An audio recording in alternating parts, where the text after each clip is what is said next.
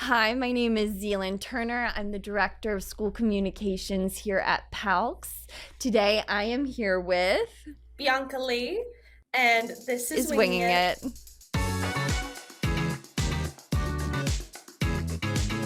It. You do school on camera, right? Yes, I'm also an actor, so you're seeing my self-tape setup right now. See, I knew it. I knew this wasn't accidental. I knew she knew what she was doing. I said, this looks too legit. Wait, so tell me about that. What do you do? What is this set up for? So, in school, for the Center of Performing and Fine Arts, I am a musical theater major, and outside of school, I have done some studying in film and television acting, which is a distinct genre from theater. Yeah. I'm basically trying to freelance. I'm an actor. I'm on many casting sites. Whenever I feel like I fit a job or I get a request, I'll just do a self tape, which is like usually a scene and a slate, which is, hi, my name is, I am this many years old and I am this tall, blah, blah, blah, blah. So that's slate. And I have to put on like the costume that I feel is right for the character, and I set up my makeshift studio, which is a wall and a couple of good lights so that I look professional. Yeah, you do look professional. Are you standing up right now? No, I am sitting down. I'm quite comfortable. You have really good posture, right? Thank you. You I also have a reason for that, which is ballet dance. you dance? Man, I don't know how I have this many hours in the day, if I'm being so honest. But pretty much as soon as school ends, I'm getting into my uniform, which is ballet pink tights, and my standard black leotard, and going 30 minutes away from my house to the Metropolitan Ballet Academy and Company, where I spend about 5 days a week, which does include Saturday, and we study classical ballet as well as some contemporary and point work as well. Do you like being on your toes? Yes, I really love dancing, and I like point shoes a lot because I have very archy feet, so I think I look quite nice. Archy feet? What's that mean? So basically, in point, like you're kind of standing on a box over your toes.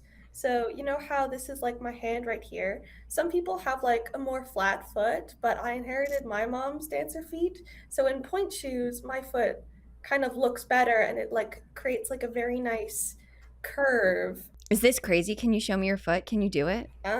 Let me see. Wait, I just have to like hike my foot up next to my head. See? So, Oh my gosh. Okay. No, I see what. Woo. And she just. Okay. Okay. Okay. You certainly are a dancer. I can tell.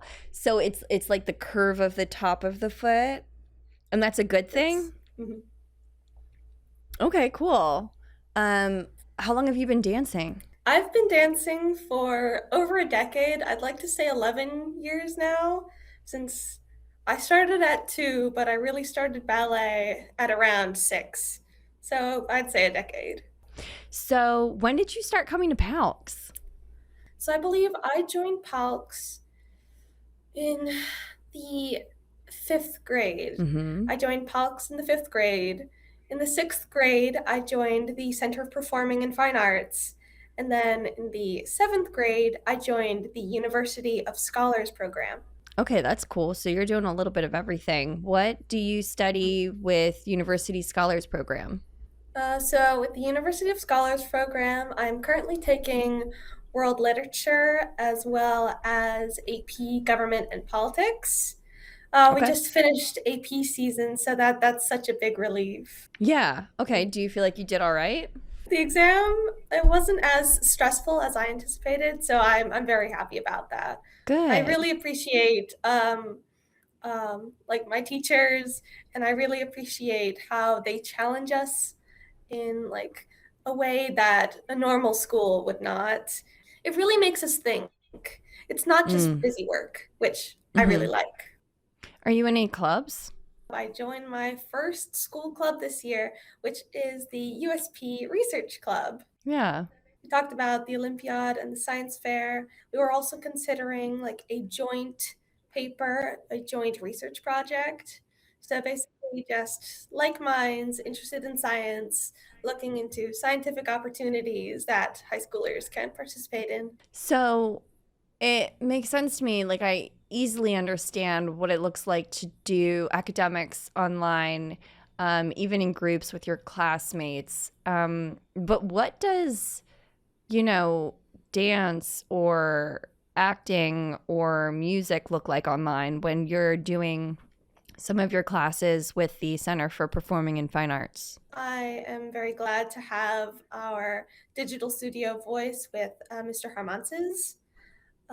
Basically, this year it looked like one-on-one time to really practice singing and really like learn bits and pieces of vocal technique. Okay. Mhm. So, what other classes do you take online? I'm also taking PALCS physics as well as pre-calculus. Ooh, you kind of started the interview by saying, I'm not really sure how I fit everything into the few hours of every single day. And it sounds like you do have so much going on. So I'm wondering, do you actually take that much downtime or are you kind of going, going, going? Um, no, you're right. I do take everything I do really seriously. So I do put a lot of energy into coursework, and then immediately after, I kind of get to give my mind uh, a rest and work the physical body with my many hours of dance. So I don't take that much leisure, but I don't find it suffocating either because I enjoy everything that I do. You do feel very, I don't know, like light spirited, very optimistic. I love your energy. What kind of keeps you motivated every single day to approach such, I don't know, a full schedule, such a full life? I think I have a mindset of competition, but a healthy kind because it's competition with yourself. Every day Mm, you get up and you just want to go to bed having done something or having completed something that makes you a little bit better than when you woke up. You just keep improving steadily and you'll get to look back and be proud of yourself and be like, "Oh, look what I did. I worked so hard and it was all really worth it." So that's just my mindset. I love that. What's something that made you proud recently? In 2 weeks at the end of this month for ballet, I have my spring showcase, which is a showcase and performance of all of the levels from your 3 year olds to your graduating seniors. We all have like different dances. This year, we have split it up into character and contemporary dances. Character being what you would think of as folk dances, like when you think of Okay. traditional Spanish or like Polish kind of dances, that would be Yeah. falling under the realm of character. And the second half is Midsummer Night's a Dream by Shakespeare, but in ballet form. Uh huh. I am just very proud of myself because this year I got one of my first solos with the Met. I'm doing a character solo, which I'm really excited about. For my character solo, it is Chinese inspired. The level 2X, which is like roughly 8 or 9 years old, they have a character piece in Chinese style with like fans, and it's really cool. They're like in sync and they're like creating like waves with their fans. And then I perform immediately after them. My teacher said the inspiration is like a flower blooming and like the smoothness of water. I have very long pink and purple silk fans that I'm using to create like really beautiful shapes in my solo. Like a lot of like really graceful arms and a lot of very nice lines. So that's a little bit about my solo. You did one tiny thing right there. You're not even holding fans, and you are giving me full, like, flower blossom, like, Mhm. gorgeousness. I'm so here for it. Is that nerve wracking for you, or are you just like all like your competitive spirit kicks in and you're like, let's just go get this? It is a little bit nerve-wracking because of the way our shows are structured, and I have a couple other friends that are also doing character solos. It is really nerve-wracking because I have one show to perform. So if you make a mistake, you get no redemption. So I'm just kind of nervous about making it perfect. Is there anything that compares to backstage pre-show nerves? I think I'm most nervous during the dress rehearsal before the show, because that's when you really see all the mistakes and they become quite apparent. Okay. But backstage before the actual show, I'm just kind of like taken over by like a sense of peace and Mm. just like calm and just like, okay, we're gonna do this and it's gonna be like every other run. But this time, I'll just have my mom and my family to stare at for the whole show. I'll just be like looking at them and it'll be so fun. So that's how I feel backstage before the actual show. I love that. So let's just talk about the science fair for a minute, all right? Mhm. You won second place in the Chester County Science Fair, and that's a regional competition. Tell me about that. So, with the research club, some of us decided to partake in the science fair. I believe for all of us, it was our very first science fair. My topic that I did my research on was about how can diaphragmatic exercises improve one's breathing. And I think I won not because my topic is complicated or too groundbreaking. It was really because I was able to put on like my performer mask and really confidently explain to the judges my research and really sell my ideas and my science fair project. Is diaphragmatic? Am I saying that correctly? Uh, so, Diaphragmatic, diaphragm, you can also call it belly breathing. belly breathing. Yeah. Do Uh, you practice this a lot for yourself? I feel like it would be highly applicable. For Mm-hmm. singers, we always have to breathe from the diaphragm. That is like the Mm-hmm. requirement. That is what we train for when you are beginning your vocal journey because you really need that breath support for like higher notes and longer notes and just um, giving a better vocal performance. So I was wondering um, if these exercises would also be helpful for like medicine and the overall health of the human body. And I found with my background research that yes, this is true. Better breathing, or what people refer to as better breathing, is really helpful for the physical and mental. It allows for your mind to just really reset and relax. So your body is no longer in like fight or flight. So it kind of tempers your cortisol levels a little bit. Yes, I'd say that. All right, that's cool. So you also participated in the Delaware Valley Science Fair? So, because I was one of the winners for the Chester County Science Fair, I believe first through third place in my high school category, I was in medicine and health. Um, the three winners in medicine and health from my grade, 10th grade, were selected to move on to the Delaware Science Fair, which is more, um, really more advanced because it is science fair winners from the tri-state area coming to compete for like the top 5 places in their respective category. So how'd you do? We did not win, but that is okay because it is a learning experience and it was all our first time. So I'm just happy that we were able to be there. And it's really impressive because I was walking around like trying to gauge what the other medicine and health students did. Mm-hmm.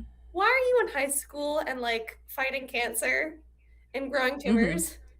So I knew I wasn't going to win just based on the amount of rigor that the other projects had, but I think it was still a fun experience to go and be there and present to even more professionals in the science field. Let's explore that like medicine alley a little bit. Let's talk about this EMT program. Like what tell me about that. What is it? What are you doing? My class at Safe Tech training for EMS, which is Emergency Medical Services, we were assigned to get 10 patient contacts, um, basically meaning we had to transport a patient and perform like the usual ritual of the EMT, which would be like vital signs and questions. So that is what we did. I went to my local ambulance companies, which are Safety First and Patriot, and I got my contacts, I submitted all my paperwork, and I graduated. I have my certificate of completion. So from here, I would be able to take my NREMT, which is basically the test to officially become an EMT. All right, we're going to need to back this up a couple steps. What got you interested in this? What got you started? Is this a future like career oriented pathway for you that you're exploring, or is this just one of your many activities that you're just like, I don't know, it's just a passion, I'm here for it, add it to this whole collection I have? So I was inspired by my older cousin. He is currently, he will start his third year of medical school. Um, so my family is quite big and quite close. We were recommended that if I want to get into medical school, which I do, I hope to become a cardiologist. If I want to get into the same medical school that he did, which is international, that I become an EMT because um, the emergency medical services is quite valued over there. And it would be like a really good booster to my overall application. So that is how I started. That is why I was interested in being an EMT.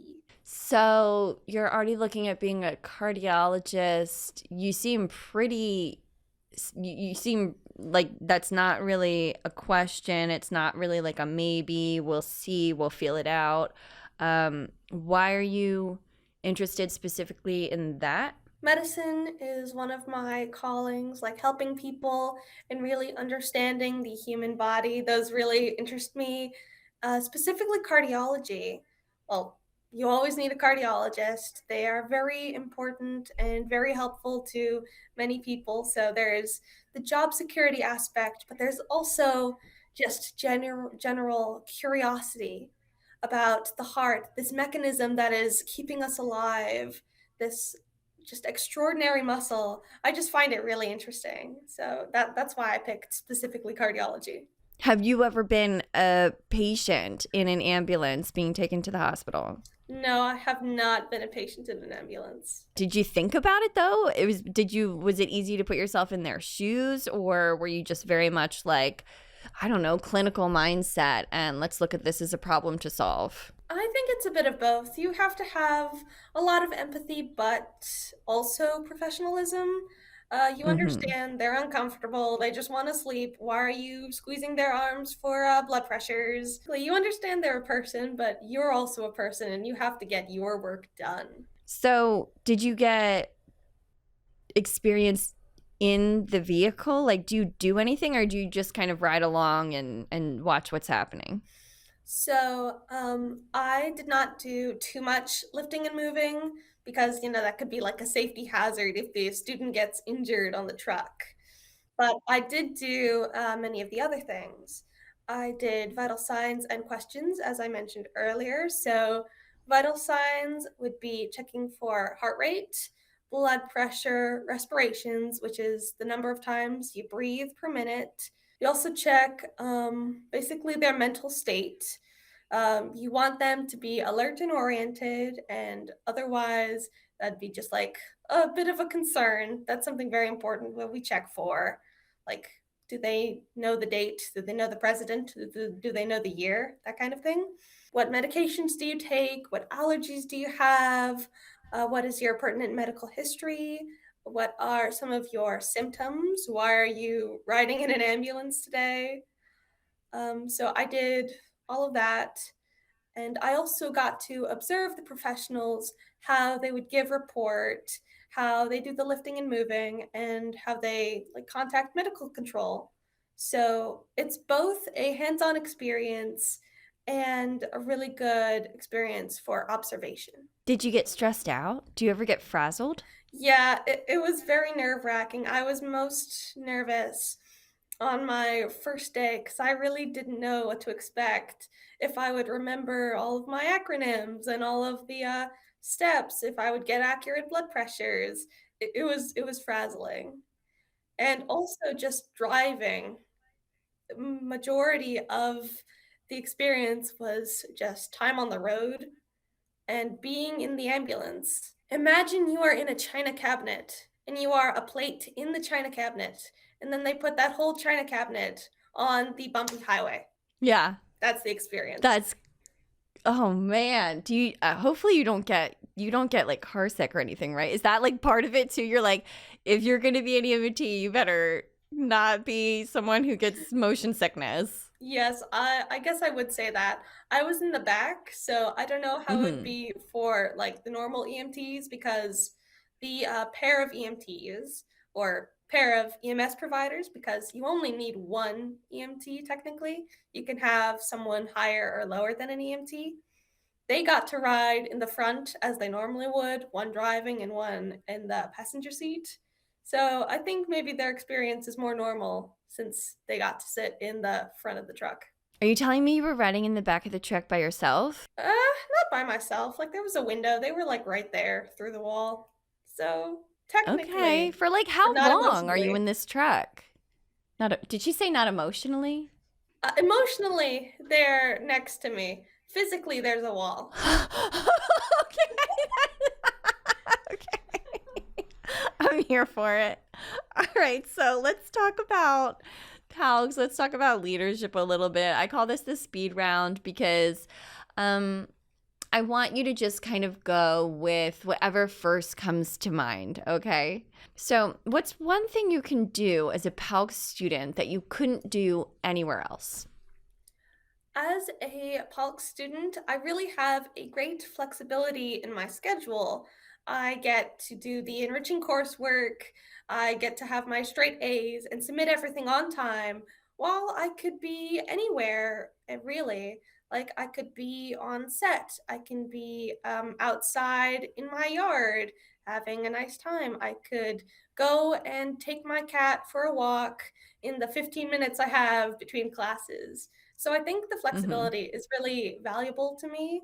And I think it's just very helpful because the typical school can be quite stifling because you're trapped in a building for multiple hours on end. But because I am Mm-hmm. cyberpulks, I have like a really great experience of both school and like personal life. Did you just tell me you walk your cat? Yes. Does it on a leash? Are we Yes. on a leash Yes. He has a with like a harness. body from the collar, or is it like a cute little baby little harness? That's the Harness, word I'm looking yes. for. Yeah, he has a harness and a leash. He really likes to go outside and eat the grass and look at bugs. How do you know if your cat is a cat walking kind of cat? My cat really likes to step on my keyboard in order to get past me to like look out the Mm-hmm. window. So we knew he would be an adventure cat. Okay, an adventure cat. I would call my cat an adventure cat, but she's just indoor outdoor. And if I put a harness on her, she would be like, "What actually are you doing right now?" All right, next speed round question. What does leadership look like in your day to day? I think leadership to me really looks like time management and efficientness. So I am my own boss really because I am cyber. So I have to plan my day, really set my priorities and just manage my time efficiently. So that is what leadership looks like in my day-to-day life. All right, how is PALCS helping you with your post-graduation plans? PALCS has been very helpful with my post-graduation plans. I've been in contact with our amazing counselors, and they're really helping me plan my academic course load for next year and my senior year so that I am in the best place before I have to start applying to medical school. All right, what is something you've accomplished at PALCS that has surprised you? So I'm in USP for literature and I enjoy it a lot. Literature is a very nice subject and we've read some very enriching books.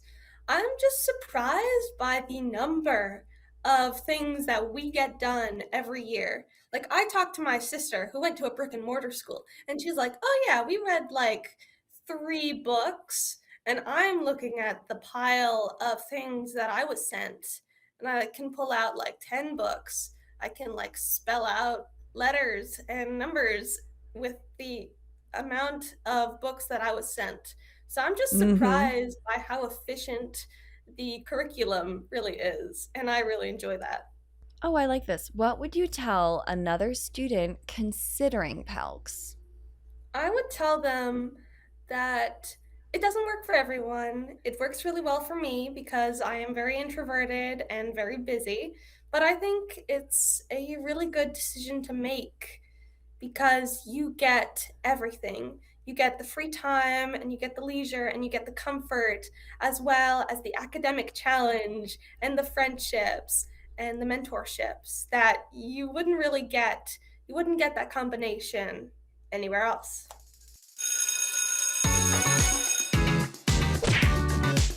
All right, let's go. Cats or dogs? Cats, Pizza or tacos? pizza. We make really good homemade pizza. What? Okay, well, what do you put on top? Cheese and pepperoni. I'd say keep it simple. Sometimes chicken, but mostly just cheese. More like, is it more like a flat one or do you like fluffy pizza? I think fluffy. We prefer fluffy. Morning person or night owl? Morning, definitely. Ice cream in a cone or a cup? I have recently been converted from cup to cone. I think the cone is just nice. It's like a secondary dessert. What flavor? Chocolate. I'll just say chocolate. Sprinkles or no sprinkles? No sprinkles. Caramel? I've never tried caramel on ice cream. I've tried caramel flavor, which is very good. Pancakes or waffles? Waffles. TikTok or YouTube? I don't have a TikTok, so YouTube. Mountains or beach? Beach. Sweet snacks or salty snacks? Salty snacks. You need those to stay awake for studying. Sneakers or sandals? Sneakers. Fiction or nonfiction? Oh, I know the answer. Fiction, of course. Heck yeah. Okay. And movies or TV shows? I think TV shows. She's like, I don't have time for either. What are you talking about? Okay. Leadership to me means making the correct decisions for different situations and scenarios. Leadership really means taking charge of what life has thrown at you and trying to make the best of it, trying to really control the situation in a way that is advantageous to you or to others, to your team, and like really just helping others or helping yourself given the circumstance.